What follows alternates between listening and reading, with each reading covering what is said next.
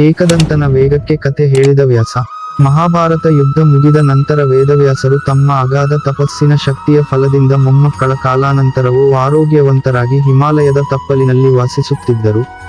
ಆ ಸಮಯದಲ್ಲಿ ಸೃಷ್ಟಿಕರ್ತ ಬ್ರಹ್ಮದೇವ ಮಹಾಭಾರತ ಯುದ್ಧದ ಕುರಿತು ಕೃತಿ ರಚಿಸಲು ಬಯಸಿದರು.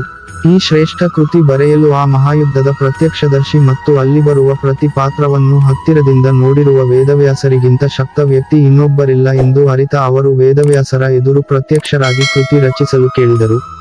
ಅದಕ್ಕೊಪ್ಪಿದ ವ್ಯಾಸರು ತನ್ನ ಸಹಾಯಕ್ಕೆ ಲಿಪಿಕಾರನ ಅಗತ್ಯವಿದೆ ಎಂದು ಹೇಳಿದರು.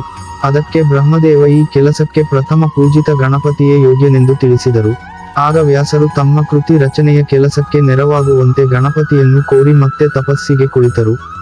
ಈ ತಪಸ್ಸಿಗೆ ಪ್ರಸನ್ನನಾದ ಗಣಪತಿ ವ್ಯಾಸರೆದುರು ಸಾಕ್ಷಾತ್ಕಾರಗೊಂಡು ತಪಸ್ಸಿನ ಕಾರಣ ಕೇಳಿದನು.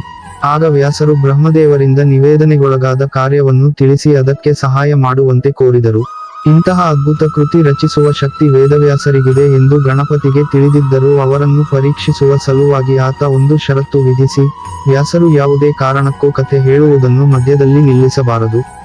ಹಾಗೇನಾದರೂ ಮಾಡಿದರೆ ನಾನು ಆ ಕ್ಷಣವೇ ಬರೆಯುವುದನ್ನು ನಿಲ್ಲಿಸಿ ಮರಳುತ್ತೇನೆ ಮತ್ತು ನಾನು ಯಾವುದೇ ಕಾರಣಕ್ಕೂ ಬರೆಯುವುದನ್ನು ಮುಂದುವರೆಸುವುದಿಲ್ಲ ಎಂದು ಹೇಳಿದನು.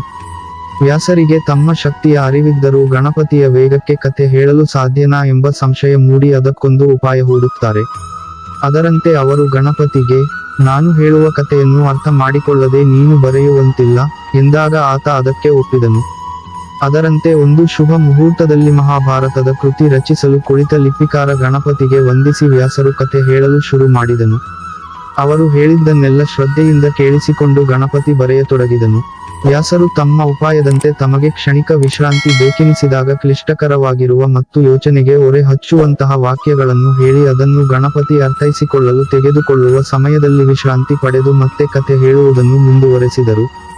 ಕೃತಿ ರಚಿಸುವ ಸಮಯದಲ್ಲೊಮ್ಮೆ ಗಣಪತಿಯ ಲೇಖನಿ ತುಂಡಾಗುತ್ತದೆ.